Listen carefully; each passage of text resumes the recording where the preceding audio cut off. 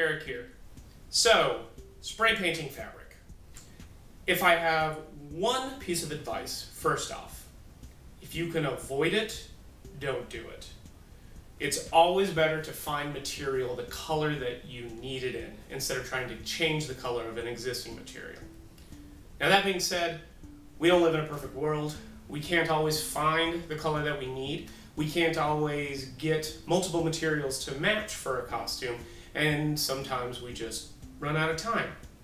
So I've got two types of aerosol-based spray paints that I've used on different kinds of fabrics. The first kind is for any absorbent fabric, something like a cotton or cotton blend, but really anything that's going to absorb water, this supposedly works on.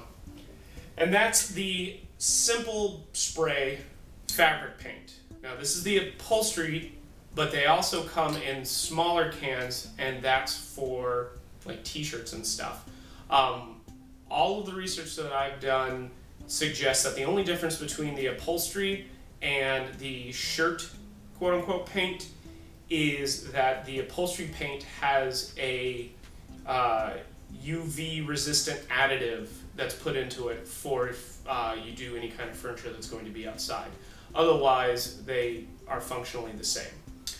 Now they use a different kind of aerosol. It's a non-toxic aerosol, so you can use it indoors, but you want to protect from overspray. You got to read all the directions on this, and the caveat is for this kind of paint, you can only take a lighter material and make it darker. And you may be wondering why I'm sitting in this super fancy chair. Well, it's because we painted this chair with this simply upholstery paint.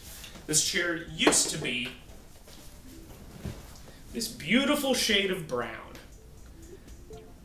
And we were able to take it and make the whole thing a nice modern gray. Now, this retails for about 10 bucks online or in stores.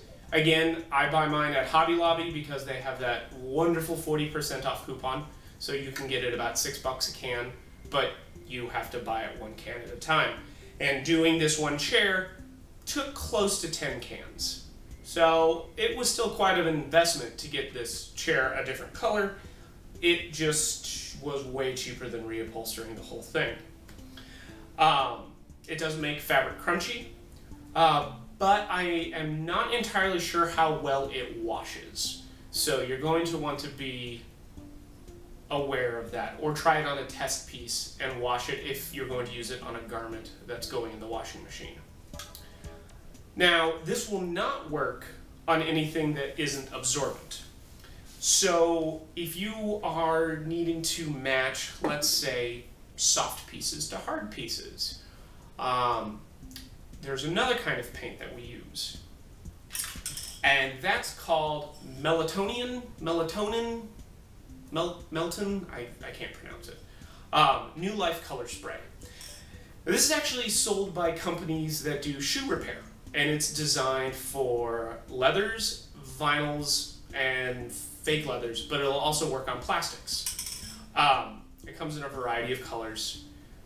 Same with the new spray, and I will list the colors that they come in, somewhere here. I'll do the New Life one right now. Look at all the fancy colors they surround my face. Is that enough time? That's probably enough time. And then the colors that they list that the upholstery one comes in. So there'll also be links to where you can find these charts in the description of the video.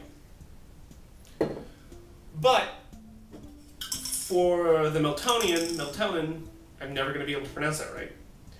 You can take things like this. Now Jackie used one of the kids' Batman gauntlets for her Batwoman costume, but she wanted it to be red and to match the vinyl underneath. So this is actually white vinyl that's been painted with a meltonian, and then the plastic gauntlet, including both hard plastic and rubberized plastic. You can see it bends right there. This one is not safe to use indoors, so you are going to want to be in a place with good ventilation when you use it, and wear a respirator. You're also not going to want to get this on your skin. The simple fabric spray cleans up with soap and water. Obviously, don't get it on clothes that you don't want ruined. It is fabric paint. But we were able to take all of the soft parts of Jackie's armor and all of the hard parts, or some combinations of the two, like these knuckle guards are vacuum-formed knuckles that have been wrapped in vinyl and then painted with the Meltonian. The main thing that can cause a slight difference in color, I'm not sure if the camera can pick it up, but there's a slight, almost a shading difference between these two, is because the base color for this was black, and I didn't have time to give it a white primer and then do the paint. Just didn't even think about it. So when I laid it down on the white vinyl and then laid it down on the black plastic, you got a slightly different color.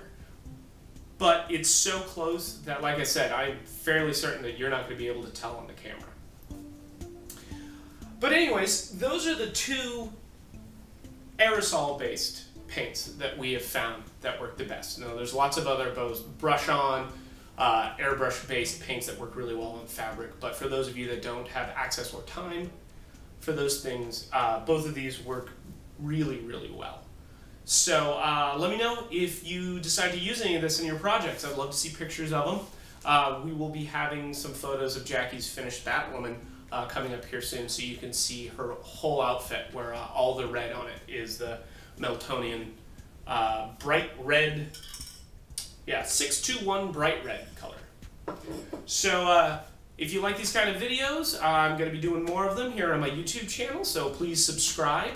You can always follow Jackie and I's work at noonsdesigns.com, or on our Twitter at noonsdesigns, or on Facebook at facebook.com/noonsdesigns.